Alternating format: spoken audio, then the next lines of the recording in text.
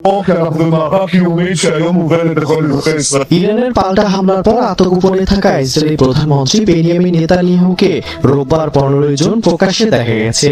ইরানে ক্ষেপণাস্ত্র হামলায় ইসরায়েলের বাট ইয়ামে ক্ষতিগ্রস্ত এলাকা পরিদর্শনে গিয়ে তিনি প্রকাশ্যে আসেন। এর আগে ইসরায়েলের চ্যানেল 12 দাবি করেছিল ইসরায়েল ছেড়ে পালিয়েছেন নেতানিয়াহু।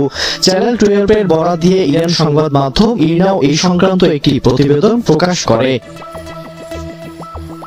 প্রতিবেদনে বলা হয় ইরানের উপর সামরিক হামলার পর ইসরায়েলের প্রধানমন্ত্রী বেনিয়ামিন নেতানিয়াহুকে গোপন স্থানে সরিয়ে নেওয়া হয়েছে। ধারণা করা হচ্ছে তাকে গ্রিসের রাজধানী এথেন্সে স্থানান্তর করা হয়েছে। এর আগে নেতানিয়াহু বিমানের একটি ছবি প্রকাশ করে ইসরায়েলি মিডিয়া, যেখানে দেখা যায় তার বিমানকে দুটি যুদ্ধ বিমান নিরাপত্তা প্রদান করছে এবং সেটি ইসরায়েলি অধিকৃত অঞ্চল ছেড়ে অজানা গন্তব্যে যাচ্ছে।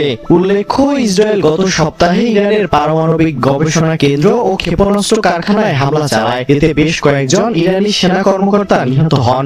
এর পরপরই ইরান এই পাল্টা হামলা চালায়। যদিও তেহরান পারমাণবিক অস্ত্র তৈরির অভিযোগ অস্বীকার করে আসছে, তবে 60% ইউরেনিয়াম সমৃদ্ধকরণ কার্যক্রমকে ইসরায়েল সামরিক হুমকি হিসেবে বিবেচনা করছে।